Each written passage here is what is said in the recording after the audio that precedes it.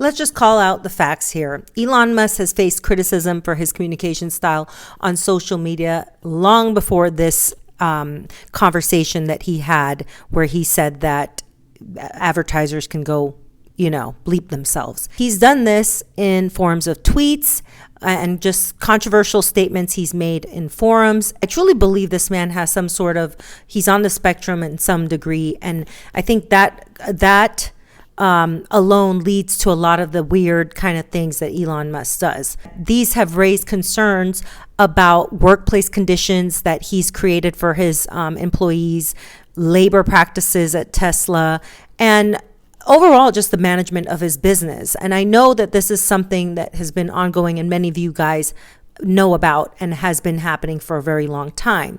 One of the things that he's been criticized for is his overly optimistic idea of terraforming Mars, the skepticism from investors and billionaires and other people that, want to see some of these things come to fruition because they want to and make a lot of money off of it, but some viewing them as impractical, right? Like Hyperloop, that's another one. He's questioned a lot in the space of tech, but he is kind of like a mega mind. He's a person that always comes out kind of on top in some ways. One of the things I want to mention is someone in my comments said, because I made a short, just stating, I never know whether to trust some of these people or not trust them. It's very hard to know who's the good guys and who's the bad guys. And one person clearly said, he's a bad guy. And I'm thinking, you don't even know the person personally. I've done videos on Elon Musk where I've discussed his books or his biographies, right, written about him, and certain things that have been said about him with regards to his family and how he operates his private life. And one of the things I found very concerning was this issue around AI. Now, we had many people who were, godfathers of AI, people who started in the early days as data scientists and people who have worked in the field that have come forward and said, this is moving way too fast, this isn't safe. And I think, based on just what I've seen in the space of tech, that there are two separate factions. There's people that believe AI is great and it needs to happen quicker, right, in order to solve some of these global issues like climate change that they push on us every single day, even though these people live a very lavish lifestyle. Like Sam Altman, who it was with OpenAI, then was fired, then rehired just today, November 30th. So when you look at all these things, right, with all the shakeup that's going on with AI, it makes you question what is happening behind the scenes. Can some of these data scientists come forward and tell us what's really happening? Because it doesn't sound like there's an issue at all monetarily. Sam Altman went on an $85 million real estate shopping spree, including ultra-private Hawaii estate in this report, right? This guy's living his best life. This is the property, and he looks like the type of guy that's enjoying his life, right? Making tons of capital, which he's made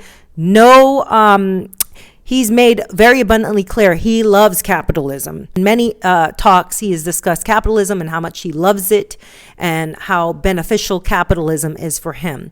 And I truly believe people like this that are coming up in the space of tech, people like Elon Musk are starting to have their nerves rattled a little bit. Things are starting to shake up in Silicon Valley. There's a new kid in town. There's new people coming up that are standing to make not just billions, trillions of dollars.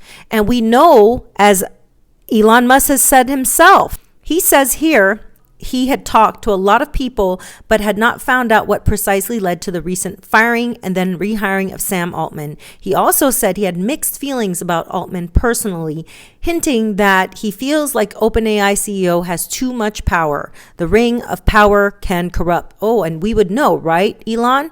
You would know because you had that space for the last 10 years where you have been making money, raking money in hand over fist. You, Jeff Bezos, Meta, Zuckerberg, all of you guys have made so much money, and you can't stand the idea of somebody else coming into the space. But you know who's to really benefit from all of this is going to be? It's not going to be really who you think.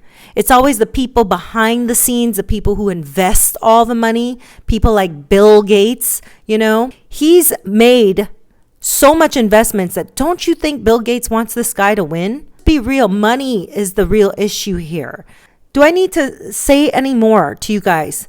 Money is the root of all of it. And I can't say evil because money in itself inherently is not evil. I think in general, any loving creator would want people to thrive.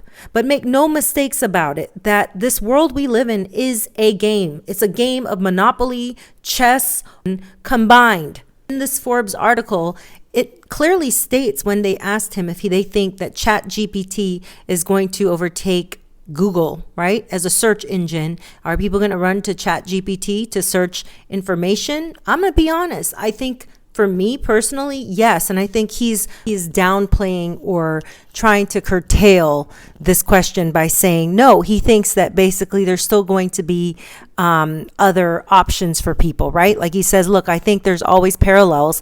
And then there's always things that are a little bit idiosyncratic. And the mistake that most people make is they talk way too much about the similarities and not about the very subtle nuances that make them different. I don't buy that. I believe this is my view of things like this. Whoever gets there first usually wins. And that's just in life in general. We've seen it with Microsoft. We've seen it with Steve Jobs creating Apple. We've seen it with Zuckerberg. We've seen it with Berkshire Hathaway. We've seen it with all of these people that are the greats, right? They got there first. Now, the only way they'll fail is if they are not reinventing or trying to find ways to, it's just like actors and celebrities, right? If they don't rebrand themselves, if they don't know how to bring their self current into the new times that they're living in, then they usually fail. But most cases, these type of companies, they get the head start, so they win. I mean, I just think of a $13 billion investment made by Microsoft since 2019 as a clear indicator that this company has to win. There's no way Sam Altman will not win. It doesn't matter who's on the board, whether it's a guy that used to be friends with Mark Zuckerberg. I do know is that birds of a feather flock together. People looking to make a lot of money don't care who they have to fire and rehire to get the message across that we need to make money. We don't care about this being a nonprofit or for humanitarian reasons or for any of the above. We don't care. We just want money. That greed corrupts. It's not capitalism. It's nothing. It is literally greed. 100% of the time, greed, greed, greed.